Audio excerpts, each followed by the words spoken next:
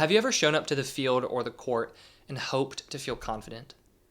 This idea of hoping to feel confident can be a detrimental thing to you as an athlete because instead of trying to build a feeling of confidence, you're looking for it just kind of outside of yourself and you're wondering and hoping that you feel confident.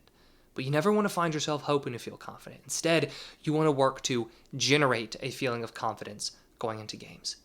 What I'm going to do is walk you through 3 tools that you can use to build this type of proactive confidence for yourself as an athlete. But what we want to do first is identify what could be holding you back from being as confident as you want to be right now. And that will include your negative beliefs and your negative thoughts. So the first part of this whole process is getting a very clear idea of what are the negative beliefs that you have about yourself as a player. A great way to do this, because to be honest with you, this is not a very fun exercise to do because you have to look at all the negative things you say to yourself. So a great way to do this is to keep a list for a few days or even a week. You can keep this in the notes section on your phone. You can keep it in a journal. You can keep it just on a loose piece of paper. But keep a list of all the negative thoughts and beliefs that you have. These can be, before games or before a competition. They can be before practice, during, so when you're actually playing, especially after you make a mistake. And they can also include how you feel after games.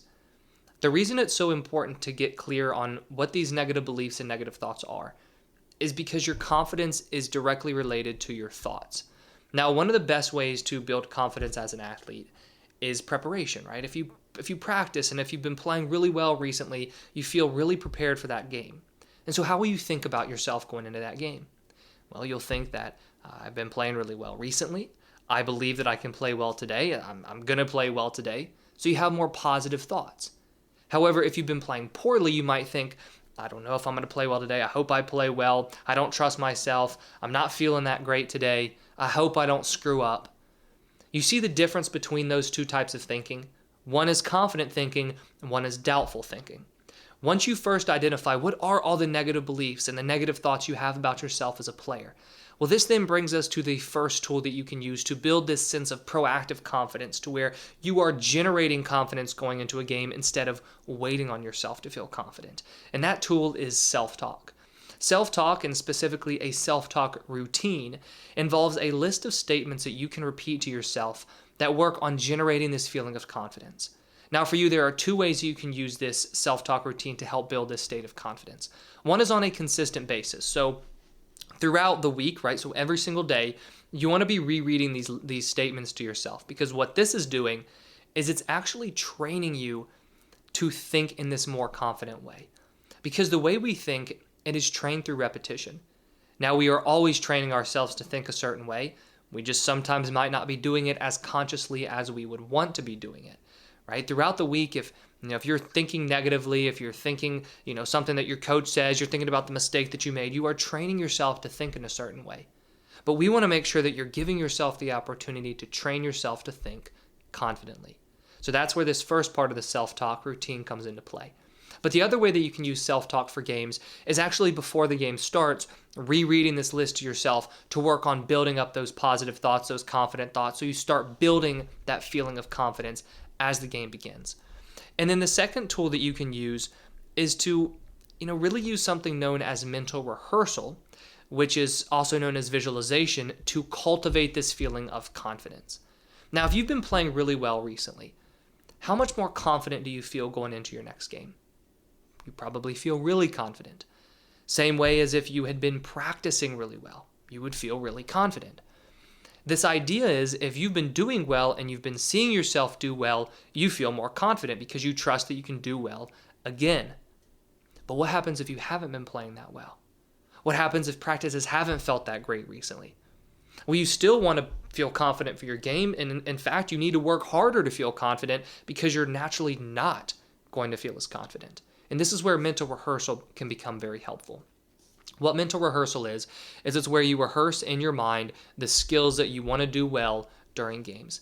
An example of this is with a pitcher that I've been working with right now, and I'm having him mentally rehearse throughout the week himself facing different batters that he will face when he goes and pitches. So then when he goes and pitches, he has much more confidence because throughout the week he's been rehearsing in his mind how he wants to face these batters, and he's been seeing himself pitch well. So for yourself, throughout the week, practice some mental rehearsal. And then also as the game is beginning, use mental rehearsal to generate that feeling of confidence. And then for tool number 3, you want to use a journal to build confidence. What you're going to do in this journal is you're going to track the successes you have or the wins that you have throughout the week. When you're wanting to build proactive confidence, it's not just about what are you doing that day to build confidence for your competition. It's also about what have you been doing the days leading up to the game to work on cultivating this feeling of trust within yourself. Now, what you notice is this pattern of if you've been seeing yourself do well, you will feel more confident, then you'll think more confident.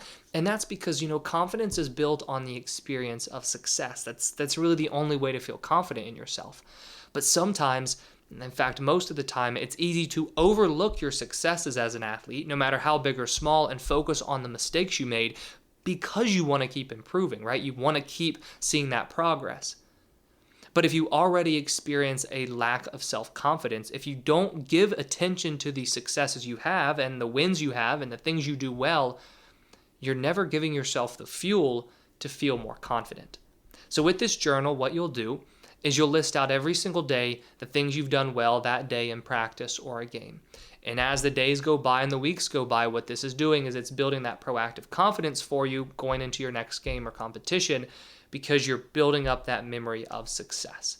So those are 3 tools that you can use to build confidence in yourself, and specifically to build proactive confidence in yourself as an athlete. Now, in addition to building proactive confidence, you also want to work on, not playing so tight during games. So what I've done right here is I've linked another video that goes into detail on how you can play more relaxed during games as an athlete.